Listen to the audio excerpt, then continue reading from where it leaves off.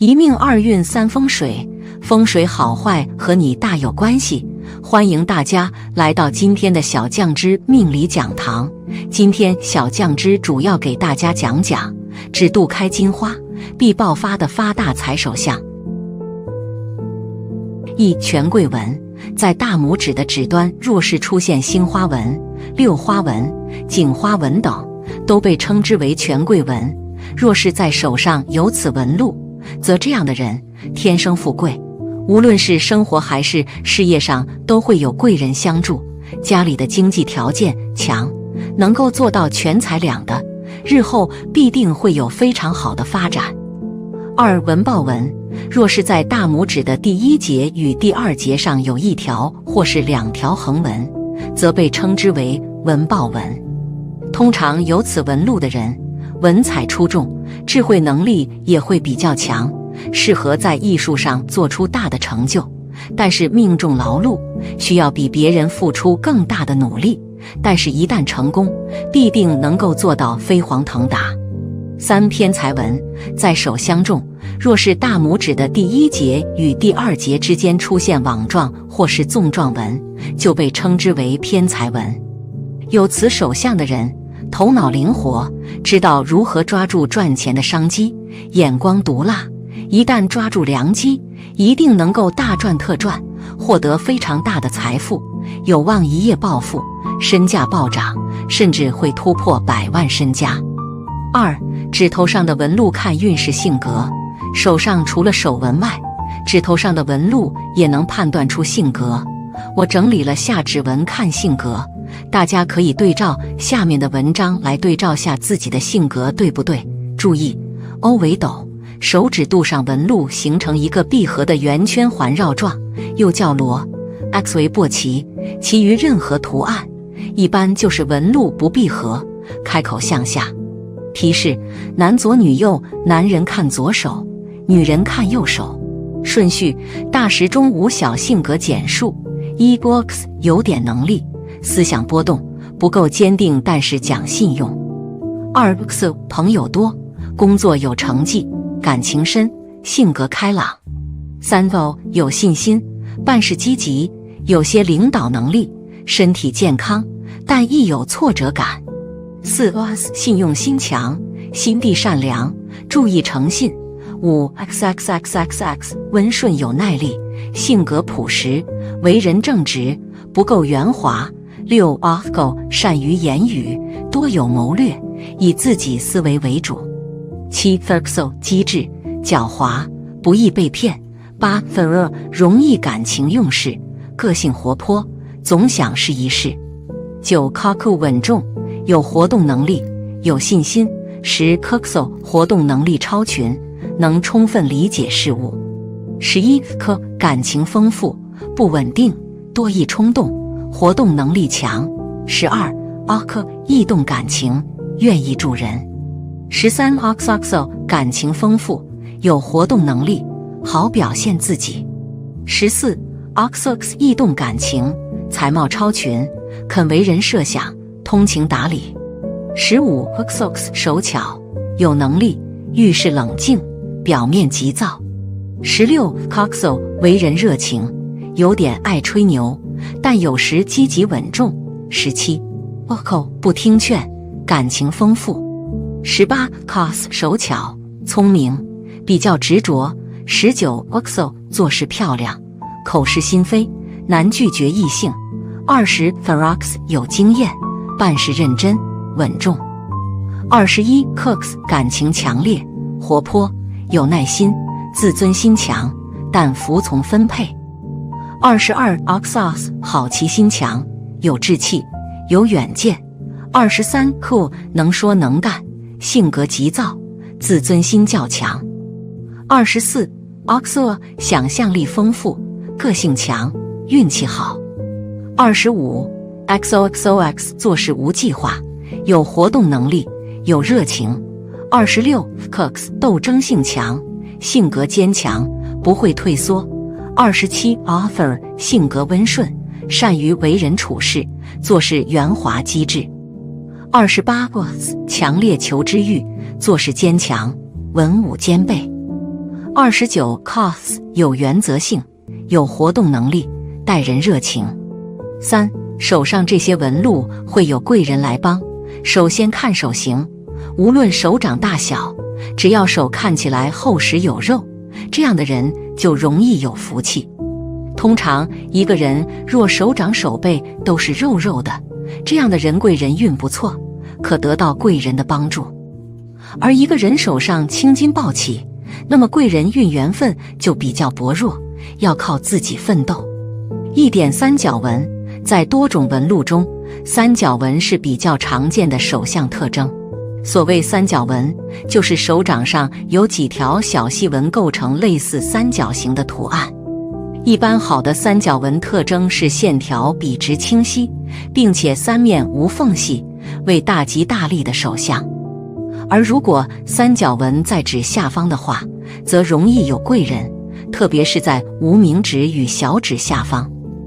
2. 贵人纹，有2条贵人纹的人，能够常常得到贵人相助，逢凶化吉，并且也意味着异性缘多，有多次恋爱经验。如果贵人纹上出现众多小横纹，则是劳碌纹，你为人比较热诚，爱管闲事，所以反而使贵人变小人，吃力不讨好，所以要多加注意。3. 理财纹有3条，手上有3条端直深秀理财纹的人，正财运偏财运都很旺，具有灵活变通的性格，情商智商都很高。他们很理智，变通能力强，尤其是对于钱财方面有着敏锐的观察力。情商高的他们，人际关系经营的很多，人脉广，遇到贵人的几率比一般人要高很多。这种理财纹的人经常会获得意外之财。4. 双鱼纹，手相中的双鱼纹是指手中有2条手纹较差，像小鱼一样，位于拇指下方与掌心的交汇处。有此手相的人，才华出众，学识渊博，具有极强的学习能力，实力雄厚，适合在学术研究上做出成就。此手纹一般都比较罕见，一旦拥有，就很容易有成就出现。5. 所罗门环，食指下方的木星丘出现一条弯弧短纹，这样的纹路被称为所罗门环。有这种手纹的人，有化险为夷的好运气，拥有特别好的贵人运，通常会在贵人的帮助下，遇事能够出现转机，远离不利。6. 2条智慧线，如果是拥有2条智慧线的人，这样的人头脑聪明精明，做事有分寸，人际关系较好。但是这样的人容易因为过于的精明和自负，也容易让自己的人际关系往往变差。所以建议这样的人在交友这样的事情，一定是要真心实意，而且要随缘。7. 小指长度看贵人，如果小指的长度不到无名指的第2指节，那这种人对人比较真诚，不过要小心因为轻信他人而上当受骗。而如果小指比较长，则没这方面的事情，容易有贵人来帮助。4. 从手的形状来看性格爱好。1. 五指并拢看性格，看手掌。当你自然地摊开手掌的时候，如果五指很自然地并拢在一起，那暗示的就是这个人的性格是属于内向的，思想保守，做事胆小。如果五指分别张得很开，表示这个人是属于思想非常积极并且很开朗的。如果小拇指单独分开，表示这个人是喜欢独来独往的，不是很合群，有自己的一个世界。2. 拇指和食指是呈现90度分开，看拇指和食指。拇指和食指如果经常是呈现90度分开，表示这个人的性格是属于外向型的，性格开朗，并且很大方。如果是呈现45度分开，说明这个人的性格不是内向，也不是外向，是属于中间的类型。这样的人大脑非常的灵活，并且适应能力也很强，个人修养也非常高，也是非常积极向上、乐观开朗的。3. 手掌的纹理粗细看性格，看手掌的纹理，手掌的纹理细的人，对事物的洞察力是非常敏锐的，并且是很心细的人，这类人也是非常积极向上的，即使在逆境中也是会想办法克服的。手掌的纹理比较粗糙杂乱的人，他们多是属于比较粗心的，需要多注意这个问题。4、手掌的软硬，看手掌的软硬和薄厚。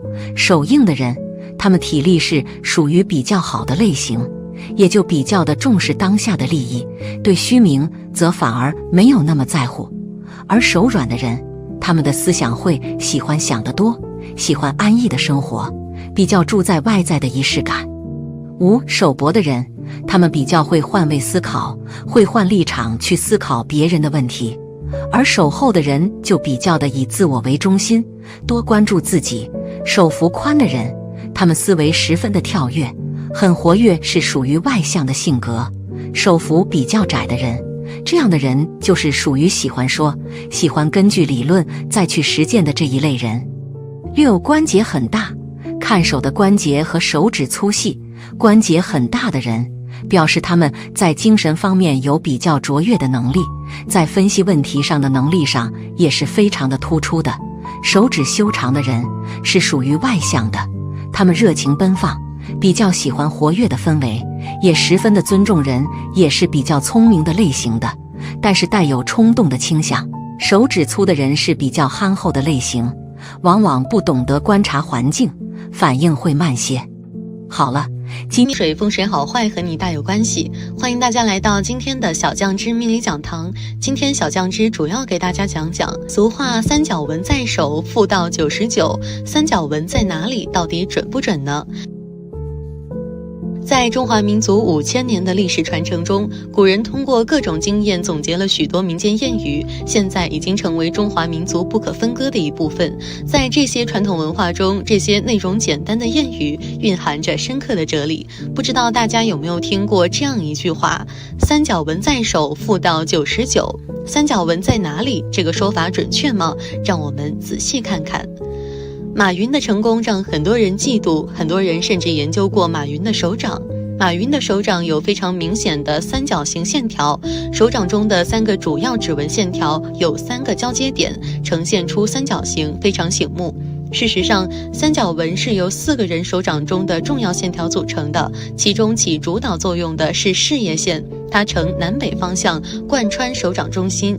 三角形图案的手掌很特别，拥有这种手掌的人很少，但大部分都是龙凤，比如我们熟悉的马云、沃伦·巴菲特以及曾经世界上最富有的比尔·盖茨，手掌中央都有这样的线条。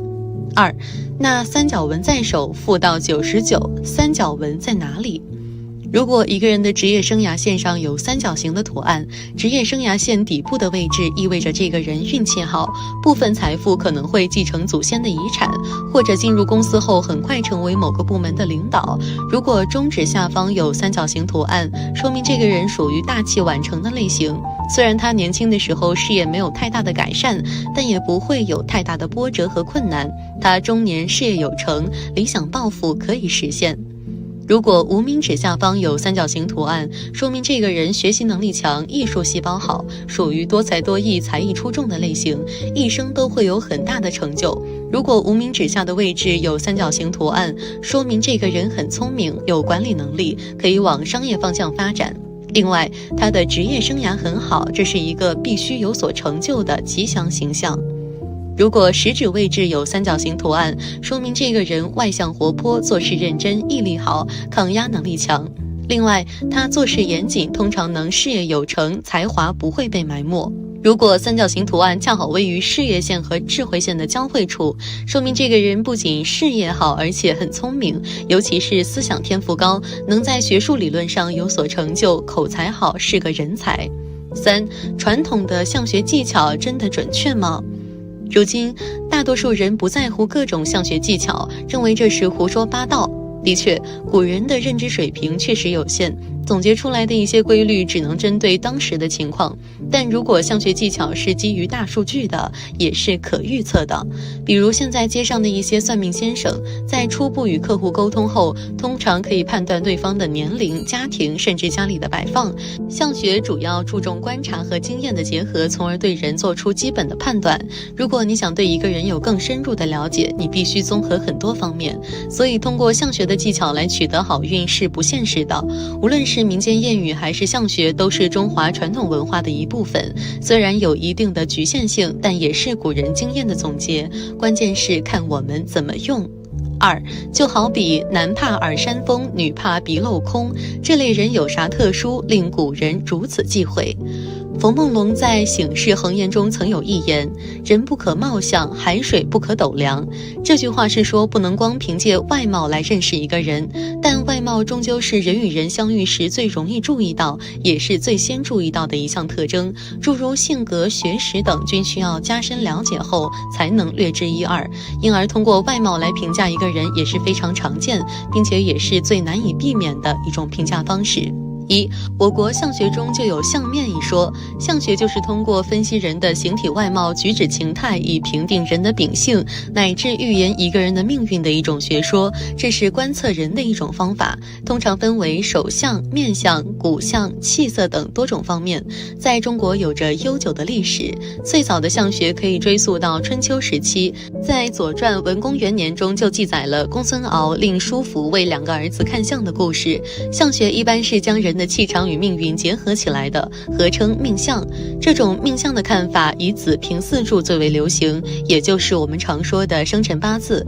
这种算命术体现了浓重的时空学说气息，而看相者也要求进入时空中对被相者的气运进行感知。古时大多数的看相者都会学一些医学常识，特别是要熟读《黄帝内经》和《伤寒论》，因为这些有助于看相者更好地观看人的气色，从而推断一些外在的问题。我们常用的五官说法就是来源于相学，其中眼、耳、眉、鼻、口各代表一个宫，通过观察这五官，便能够对一个人做一些相学的基本分析。例如眉毛与健康和地位有关，眼睛与意志力和心理有关等等。相学虽然没有被证明是一门科学，但是想要精研也是要花费很大的时间和精力的，因而对于普通百姓来说，弄懂相学无异于天方夜谭。不过百姓也有着自己的识人之法，这些方法还通过一句俗语流传了下来。2. 其中一句比较有名的叫做男怕耳山风，女怕鼻漏空，这是对于男女不同外貌所带来的影响的一种概述。但它是否是迷信呢？并且这类人有什么特殊之处，令古人如此忌讳？对此，专家则表示，这乃是古人的识人之术。其中男怕耳山风说的就是招风耳，是古人认为没有福气的一种面相。在现代科学上来讲，招风耳是一种比较常见的先天畸形，而且更常见于男性，但这是可以通过手术进行及时治疗矫正的。古时没有手术和现代化的医学技术，但是古人通过多年观察得出了招风耳多出自男性的结论。在民间说法中，耳垂后代表的是长寿，是一种好运气的象征，因而有耳大有轮多主贵的说法。招风耳则有两耳招风败家祖宗的说法。古人印象中的好面相，除了天庭饱满地阁方圆之外，中间也要鼻直口方，其中招风耳就是与这些好面相十分不搭的一双耳朵。因此古人认为拥有这样一对耳朵的人很容易一辈子贫穷。其实招风耳现在多用于比喻指人的头脑比较简单，听到生活中的一些人和事的八卦后，没有经过大脑思考便习惯说人的家里长短，在没有完全领会其中意思时就添油加醋的嚼舌根。这种人在集体生活中一般是非常不受欢迎的存在。同时招风耳也有着左耳进右耳出的意思，因此人们认为无论是学习还是生活中，拥有招风耳的人对很多事情都不会上心，因此常常一事无成。3. 女怕鼻漏空同样是一种在古人看来守不住财的面相。古人讲究鼻头圆肥，丰衣足食，是一种旺夫的象征，而鼻头镂空近似于猪鼻，则是一种败财失财的象征。鼻头镂空指的是从正面就可以看到鼻子内部结构，这样的女孩子其他五官再精致都不会显得特别好看，这也是为什么古人不喜欢女孩子出现这种面相的原因之一。事实上，鼻镂空也是先天畸形的一种，在现代只要通过手术进行微整，便可以将这一点不足修饰而去，也就不存在从面相上判断这个女生是否旺夫的可能了。由此可见，古人的这种说法并没有科学依据，只是无论是男性招风耳还是女性的镂空鼻，都确实属于外貌上的畸形和缺陷，因此才流传出了这样的说法。最后，其实命运是相当玄妙的，就算是同卵双胞胎拥有完全一样的 DNA， 随着后天成长环境的些微不同，也会渐行渐远，变得越来越有自己的特点，也会有着各自不同的命运。因此，无论是看面相还是手相，凡是拘泥于教条者，必然不可能预测到真实的命运。既然命运如此难测，那就不妨不测，而是像一周书中一样，相信人定胜天，通过自己的努力。风水好坏和你大有关系。欢迎大家来到今天的小酱之命理讲堂。今天小酱之主要给大家讲讲掌中三才纹，最怕一纹冲是何意？三才纹有哪些说法？掌纹是古代手相学中最重要的内容之一。古人认为掌中的纹路是一个人的命运之道，从各种不同的掌纹中可以预测一个人的命运富贵、前程后世。宋代的《麻衣相法全编论掌纹》有云：手中有纹者，意象目之有理，目之纹美者，谓之寿财；手之有美纹者，乃贵之也。故手不可无纹，有纹者上相，无纹者下相。纹深而细者吉，纹粗而浅者贱。从这里可以看出，古人就是通过手掌纹路的分布走向来判断出人的命运格局。古代关于掌纹的相术记载，玉管照神局记载得更为全面。这本书里面一共记载了72种不同的掌纹，称之为掌法贵贱72个。古人说的三才纹上得分明，一生时运可昌荣，主命与财主有气，一纹冲破便无情，就出自于这本书。何为三才纹？三字经有言：三光者，日月星；三才者，天地人。在手相学中，三才纹即天纹、地纹、人纹，分别对应的是感情线、生命线、智慧线。古代相学家认为，三才纹是人的三大主纹，掌管手中三才。有此纹者，手指与手掌长度一般无二，掌心三条纹路既深又长，清晰可见，且没有任何杂纹，彼此之间也没有交叉，远远看去就像是一个汉字的川。因此，三才纹又有川字掌的说法。民间流传一句俗语，叫男人穿掌事业顺，女人穿掌财帛多，都是极好的寓意。在《神相全编》中，对三才纹有更系统的解释。三才纹乃掌中三大纹，人人有之，乃在母胎受气形成，情长眼耳而成，十分辛苦。自上至下，第一纹居火，为天纹，主根基；第二纹居土，为地纹，主财路；第三纹居明堂，为人纹，主福德。天纹就是我们现在所说的感情线。古人认为，若是这条线红润深邃的话，则命格富贵，祖上基业稳固，事业上可得父辈之人的帮助，自身财运有加；反之，则父辈身体欠佳，财运一般。人纹就是一个人智慧、事业能力的体现。古人认为这个纹路是大多数人都有的纹路，且与天纹相连，代表人的正常思维能力。地纹就是我们现在所说的生命线。当古人看到地纹色泽红润、粗细均匀的时候，通常被视为母亲身体康健、自身福星高照的象征。所以在古人看来，这条线代表的就是母亲和自身的寿命以及自己的福运。古人认为三才纹缺一不可，主人之寿命与财气。所谓一纹冲破便无情，则是说凡有一条纹路断开，或者有杂纹冲破，这些都会带来不好的影响。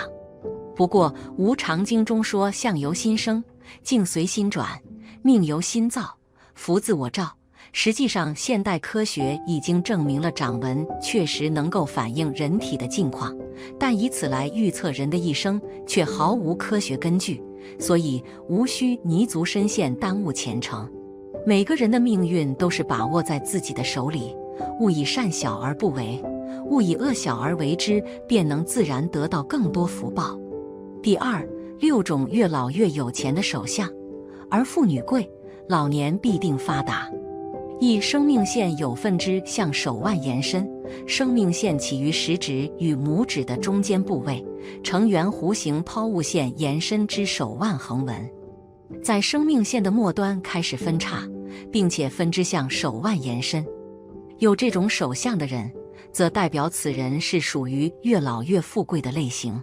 这种人早年或许会吃一些苦，但在中年时财运会回升，富贵会初露头角，晚年财运大增，地位节节高升，家庭也呈现美满和睦之象。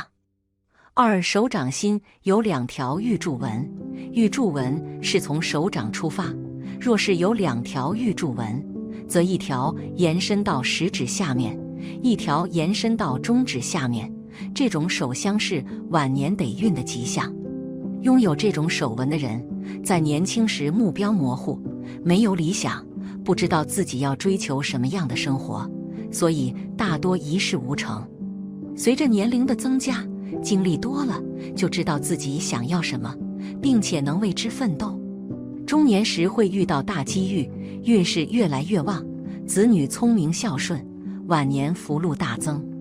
三、拇指、无名指上有痘。拇指、无名指有痘的人，在青少年时代比较艰辛，虽然足够聪颖敏捷，能力也很强，但是经常会遭受不公平的待遇，并且会为工作奔波受累，还经常为此与恋人发生争执和矛盾。这类人到中年，思想慢慢成熟，目标也会越来越清晰，会逐渐地将精力全部投放在工作当中，在事业上会取得一定的成就，获得地位和财运，晚年生活也是十分无忧自在。四、小拇指上有直纹1或2条，小拇指上有1到2条笔直的纹路到达第1个指节，这种纹理在相学中被称之为运约纹。有这种纹理的人，越老越贵气，早年吃的苦都是为后面的时来运转做铺垫，子女大有出息，不需要自己操心，晚年还能享子女的福气，子孙贤孝，富贵安康。5点十字纹，在手相当中，若是一个人的食指下方的位置处长有十字纹，则一般的情况下，这样的人个人的事业发展会比较顺利，无论是在哪个行业都必定会成为佼佼者。而且通常的情况下，他们做事有原则，个人的学习能力比较强，处处都会，拥有极高的发展，所以大多数的情况，这样的人不差钱，自己也不愁钱，日子只会越过越富有。6、玉柱纹，在相学当中，手心拥有2条事业线就会被称之为玉柱纹，而条从手掌出发，延伸至食指下面，另一条从手掌出发，延伸至中指下面，是晚年得运的一种手相。而一般的情况下，拥有这样手纹的人，年纪轻轻的时候目标性不强，容易一事无成。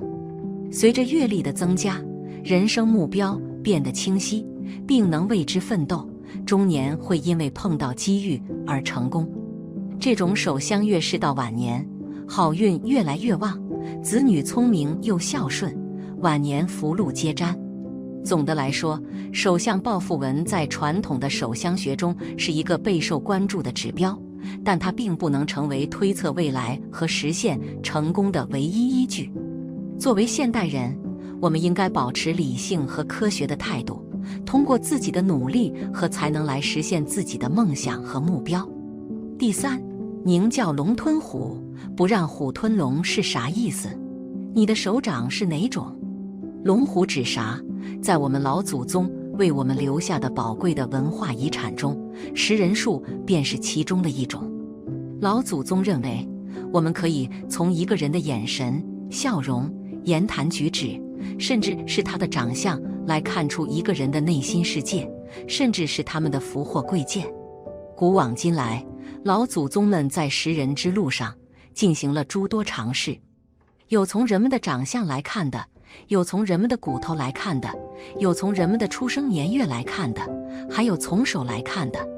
民间的老祖宗也将这样民间的经验智慧总结成了一句句俗语，其中就有这样的一句：宁叫龙吞虎，不让虎吞龙。那么这句俗语究竟是什么意思呢？所谓龙虎，分别指的又是什么呢？这句宁叫龙吞虎，不让虎吞龙中的龙指的手指，而这句俗语中的虎则指的是手掌。这句话的意思自然就是宁愿让自己的手指长一点，如果是长于手掌，就是所谓的龙吞虎，那就是比较好的预兆。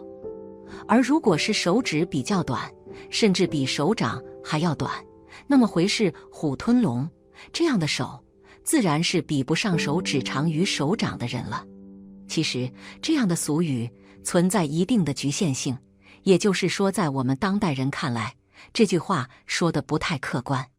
没有任何一组可靠的数据表明，手指长的人就要比手指短的人过得好。那么老祖宗又为什么会得出宁叫龙吞虎，不让虎吞龙这样的结论呢？在老祖宗的眼中，长的手指一般都是比较符合人们审美的，而且手指长的人在民间老祖宗固有的印象中是聪明富贵的标志，而五指较短则恰恰与之相反，是比较潦倒的一种预兆。